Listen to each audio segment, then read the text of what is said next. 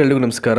ಮೊದಲನೇ ಬಾರಿಗೆ ನಮ್ಮ ವಾಹಿನಿಯನ್ನು ನೋಡ್ತಾ ಇರೋರು ಕೂಡಲೇ ಸಬ್ಸ್ಕ್ರೈಬ್ ಮಾಡಿ, ಹಾಗೆಯೇ ನಿಮ್ಮೆಲ್ಲ ಸ್ನೇಹಿತರಿಗೂ ಶೇರ್ ಮಾಡಿ. ನಿನ್ನೆ ಮಾಧ್ಯಮಗಳಲ್ಲಿ ಶಿಕ್ಷಕರ ನೇಮಕಾತಿಗೆ ಸಂಬಂಧಪಟ್ಟಂಥ ಸುದ್ದಿಗಳು ಪ್ರಕಟ ಆಗಿದ್ದೇ ತಡ ಆಲ್ಮೋಸ್ಟ್ ಎಲ್ಲ ಕಡೆ ಅದಕ್ಕೆ ಸಂಬಂಧಪಟ್ಟಂಥ ಎಲ್ಲ ವಿಚಾರಗಳು ಸ್ಪ್ರೆಡ್ ಔಟ್ ಆಗ್ತಾ ಹೋಗ್ತು. ಸೊ ಅದೊಂದು ಎಲ್ಲ ಕಡೆ ಎಲ್ಲ ಮೂಲಗಳಿಂದನೂ ಕೂಡ ಆ ವಿಚಾರ ಸುದ್ದಿ ಆಗುವಂಥದ್ದು ಇಟ್ಸ್ ಎ ವೆಲ್ಕಮ್, ಅದೊಂದು ಸ್ವಾಗತ ಮಾಡಬೇಕಾಗಿರ್ತಕ್ಕಂಥ ವಿಚಾರ. ಆದರೆ ನಿನ್ನೆ ಈ ನೇಮಕಾತಿ ಸುದ್ದಿಗಳು ಬಂದಂಥ ಹಿನ್ನೆಲೆಯಲ್ಲಿ ನಾನು ಸೂಕ್ಷ್ಮವಾಗಿ ಅಬ್ಸರ್ವ್ ಮಾಡಿದಂಥ ಕೆಲವೊಂದು ವಿಷಯಗಳನ್ನು ನಿಮಗೆ ಹೇಳಲಿಕ್ಕೆ ಇಷ್ಟಪಡ್ತೀನಿ. ಸೊ ನನ್ನ ಯೂಟ್ಯೂಬ್ ವಾಹಿನಿ ಆದಿಯಾಗಿ ಇನ್ಕ್ಲೂಡಿಂಗ್ ಮೈ ಯೂಟ್ಯೂಬ್ ಚಾನಲ್ ನನ್ನನ್ನು ಹೊರತುಪಡಿಸಿ ಅಂದರೆ ನಾನು ಹೇಳಲಿಕ್ಕೆ ಯಾವತ್ತೂ ಇಷ್ಟಪಡಲ್ಲ. ಸೊ ಯಾರು it's A not only teacher recruitment, ಕೇವಲ ಶಿಕ್ಷಕರ ನೇಮಕಾತಿ ಅಂತಲ್ಲ, ಯಾವುದೇ ವಿಷಯಗಳ ಬಗ್ಗೆ ಮಾತಾಡಬೇಕಾದ್ರೂ ಸೊ ದಯಮಾಡಿ ಇಲಾಖೆಯ ಏನಾದರೂ ಎವಿಡೆನ್ಸ್ ಇದೆಯಾ, ಇನ್ ಕೇಸ್ ಏನಾದರೂ ಜ್ಞಾಪನಾ ಪತ್ರ ಇದೆಯಾ, ಸುತ್ತೋಲೆ ಇದೆಯಾ, ಪ್ರಕಟಣೆ ಇದೆಯಾ, ಅಥವಾ ಯಾವುದೇ ಇಲಾಖೆ ಡಾಕ್ಯುಮೆಂಟ್ ಇದೆಯಾ, ಇವೆಲ್ಲವನ್ನು ಇಟ್ಕೊಂಡು ಮಾತಾಡಿದ್ರೆ ಬಿಲೀವ್ ಮಾಡಲಿಕ್ಕೆ ಸಾಧ್ಯತೆಗಳಿದೆ. ಇದೇನು ಇಲ್ಲದೇ ಸುಮ್ಮನೆ ಬ್ಲೈಂಡಾಗಿ ಟಾಕ್ ಮಾಡ್ತಕ್ಕಂಥ ಯಾವುದೇ ಸುದ್ದಿಗಳನ್ನು ಬಿಲೀವ್ ಮಾಡಬೇಡಿ, ಯಾರೇ ಹೇಳಿ, ಅದು ಇನ್ಕ್ಲೂಡಿಂಗ್ ಮೀ ಆಲ್ಸೋ. ಯಾವುದೇ ಕಾರಣಕ್ಕೂ ಬಿಲೀವ್ ಮಾಡಬೇಡಿ. ಏಕೆಂದರೆ ಸೊ ನಾನು ಮ್ಯಾಕ್ಸಿಮಮ್ ಏನೇ ಹೇಳಲಿಕ್ಕೆ ಇಷ್ಟಪಟ್ಟರು ಏನಾದರೂ ಇಲಾಖೆಯ ದಾಖಲೆ ಇಟ್ಕೊಂಡು ಮಾತಾಡಲಿಕ್ಕೆ ನಾನು ಪ್ರಯತ್ನ ಮಾಡಿರ್ತೀನಿ ನಾನು. ಯಾಕೆಂದರೆ ಸುಮ್ಮನೆ ಬ್ಲೈಂಡಾಗಿ ಹೇಳಿದ್ರೆ ಏನೂ ಅರ್ಥ ಇಲ್ಲ.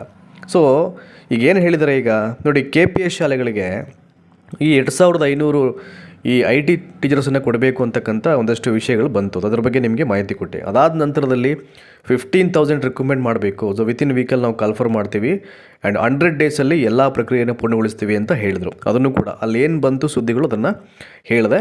ಆಲ್ಮೋಸ್ಟ್ ಎಲ್ಲ ಕಡೆ ಸ್ಪ್ರೆಡ್ ಔಟ್ ಆಯಿತು ಅದು, ಆಯಿತಾ? ಅದು ಒಂದು ಪಾಯಿಂಟು.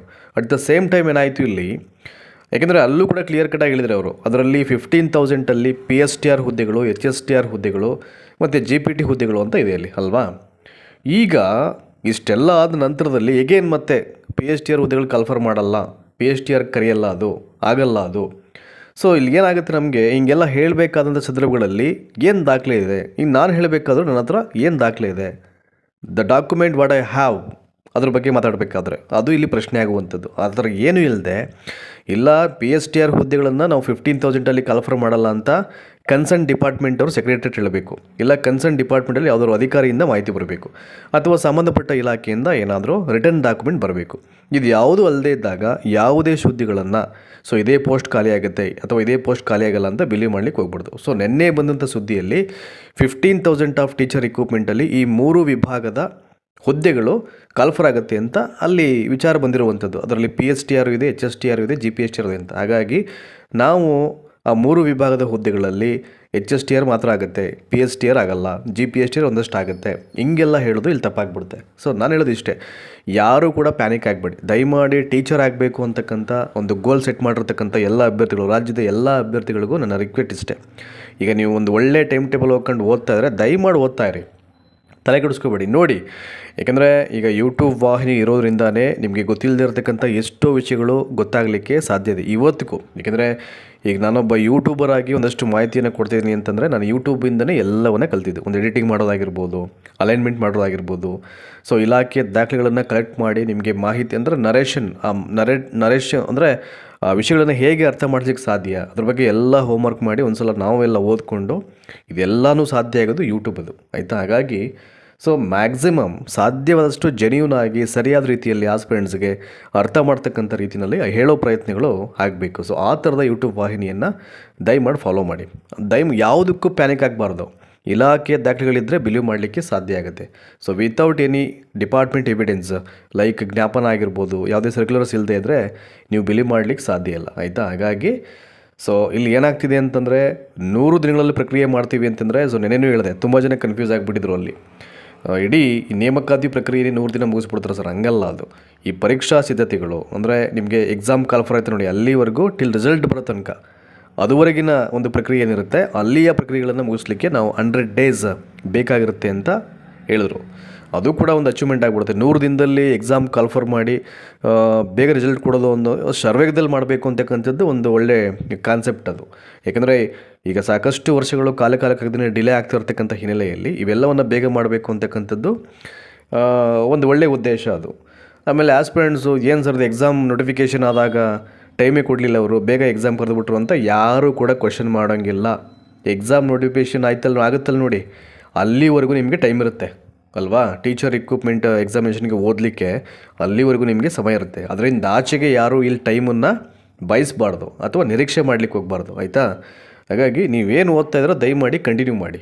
ಅದು ನೋಟಿಫಿಕೇಷನ್ದಾಗ ಎಲ್ಲವೂ ಒಂದು ಕಡೆಯಿಂದ ಗೊತ್ತಾಗುತ್ತೆ. ಅಂದರೆ ಎಲ್ಲ ಹುದ್ದೆಗಳು ಇರ್ತಿದೆ, ಬಟ್ ಆದರೆ ನಂಬರ್ ಆಫ್ ಪೋಸ್ಟ್ ಎಷ್ಟಿರುತ್ತೆ ಅಂತ ಹೇಳಲಿಕ್ಕೆ ಬರಲ್ಲ ಅಲ್ವಾ.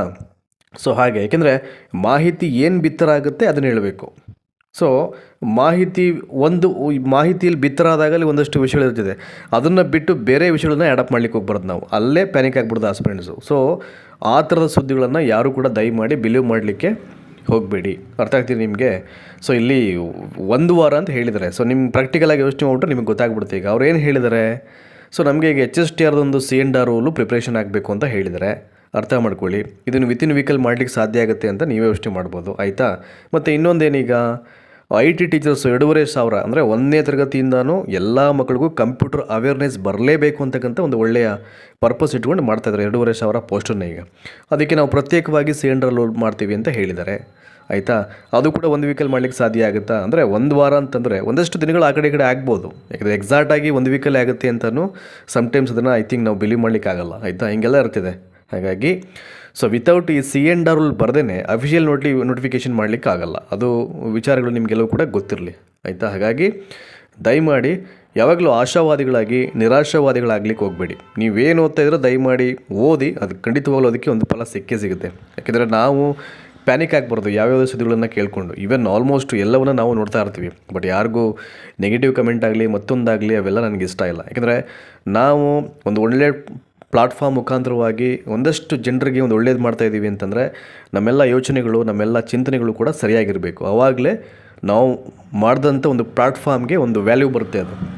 ಸೊ ತುಂಬ ಜನ ಇಷ್ಟಪಡೋದು, ನಮಗೆ ಬ್ಲೆಸ್ಸಿಂಗ್ಸ್ ಮಾಡುವಂಥದ್ದು, ಕೋಪ್ರೇಷನ್ ಮಾಡುವಂಥದ್ದು ಇವೆಲ್ಲವೂ ಆಗಬೇಕು ಅಂತಂದರೆ ಸೊ ನಾವು ಹೇಗೆ ವಿಷಯಗಳನ್ನು ಸಮಗ್ರವಾಗಿ ಪ್ರಿಪೇರ್ ಆಗಿ ದಾಖಲೆಗಳನ್ನು ಕಲೆಕ್ಟ್ ಮಾಡಿ ನಿಮಗೆ ಒಳ್ಳೆಯ ನರೇಟಿಂಗ್ ಸ್ಟೈಲಲ್ಲಿ ಅರ್ಥ ಮಾಡಿಸೋ ಲೆವೆಲ್ಗೆ ನಿಮಗೆ ರೀಚ್ ಮಾಡಿಸ್ತೀವಿ ಅಂತಂದರೆ ಸೊ ಅದು ಖಂಡಿತವಾಗ್ಲೂ ನಮ್ಮ ಕಂಡೆ ನಿಮ್ಗೆ ಇಷ್ಟ ಆಗುತ್ತೆ. ನೀವು ಶೇರ್ ಮಾಡ್ತಾರೆ ಅದು ವ್ಯೂಸ್ ಅಪ್ಪೇ ಆಗುತ್ತೆ ಅಲ್ವಾ.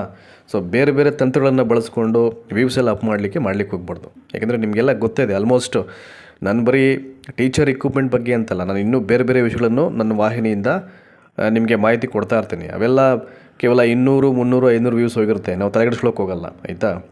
ಸೊ ಕೆಲವೊಂದು ವಿಷಯಗಳು ತುಂಬ ಎಫರ್ಟ್ ಹಾಕಿ ಪ್ರಿಪ್ರೇಷನ್ ಮಾಡಿ ನಾವು ಅಪ್ಲೋಡ್ ಮಾಡ್ತಕ್ಕಂಥ ವೀಡಿಯೋಗಳು ಮ್ಯಾಕ್ಸಿಮಮ್ ಯೂಸ್ ಆಗೋಲ್ಲ. ಅದಕ್ಕೆಲ್ಲ ನಾವು ಪ್ಯಾನಿಕ್ ಆಗಲ್ಲ. ಸೊ ನಮ್ಮ ಕೆಲಸ ಏನು, ನೀವು ಯಾವುದೇ ಕಂಟೆಂಟ್ ಮಾಡಿ ವಿಷಯಗಳನ್ನು ಸರಿಯಾಗಿ ಕಲೆಕ್ಟ್ ಮಾಡಿ ಆಡಿಯನ್ಸ್ಗೆ ಕನ್ವೆ ಮಾಡಬೇಕು, ಅದು ನನ್ನ ಉದ್ದೇಶ ಅಷ್ಟೇ. ಹಾಗಾಗಿ ನಿಮ್ಗೆ ಇನ್ನೊಂದು ಸಲ ಹೇಳ್ತಾ ಇದ್ದೀನಿ, ಇಲಾಖೆ ಯಾವುದೇ ದಾಖಲೆಗಳಿಲ್ಲದೆ ನನ್ನ ಆದಿಯಾಗಿ ಯಾರು ಏನೇ ಟಾಕ್ ಮಾಡೋದು ಕೂಡ ಅದನ್ನು ಯಾವುದನ್ನು ನೀವು ಬಿಲೀವ್ ಮಾಡಲಿಕ್ಕೆ ಹೋಗಬೇಡಿ. ಏನು ಓದ್ತಾ ಇದ್ರೋ ದಯಮಾಡಿ ಓದೋ ಪ್ರಯತ್ನಗಳನ್ನು ನಿರಂತರವಾಗಿ ಮಾಡಿ. Definitely one fine day you will get success, ಆಯಿತಾ. ಈ ತುಂಬ ಜನ ಹೇಳ್ಬೋದು, ನಾವು ಓದ್ತಾ ಇದ್ದೀವಿ ಸರ್ ಅವಾಗಲಿಂದ ಏನಿದು ಕೇಳಿ ಸಾಕಾಗಿಬಿಟ್ಟಿದೆ, ಈ ಸರ್ಕಾರಗಳು ಮಾಡ್ತಾನೆ ಇಲ್ಲ ಹಾಗೆ ಹೀಗೆ ಅಂತ ಅಂದ್ಬಿಟ್ಟು.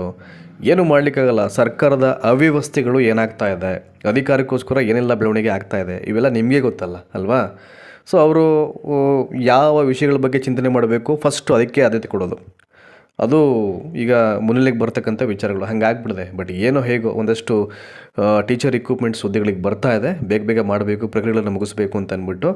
ಸೊ ನಾನು ಇನ್ನೊಂದ್ಸಲ ಹೇಳ್ತಾ ಇದ್ದೀನಿ, ನಿರಾಶಾವಾದಿಗಳಾಗಬೇಡಿ, ಆಶಾವಾದಿಗಳಾಗಿರಿ. ಎಲ್ಲರೂ ಚೆನ್ನಾಗಿ ಓದಿ, ಎಲ್ರಿಗೂ ಒಳ್ಳೆಯದಾಗಲಿ. ಸೊ ಸರಿಯಾದ ದಾಖಲೆಗಳು ಇಟ್ಕೊಂಡು ಎಲ್ಲಿ ನಿಮಗೆ ಸುದ್ದಿಗಳು ಪ್ರಸಾರ ಆಗುತ್ತೋ ಅವುಗಳನ್ನು ಬಿಲೀವ್ ಮಾಡಲಿಕ್ಕೆ ಪ್ರಯತ್ನ ಮಾಡಿ. ಸೊ ಧನ್ಯವಾದ. Thank you so much.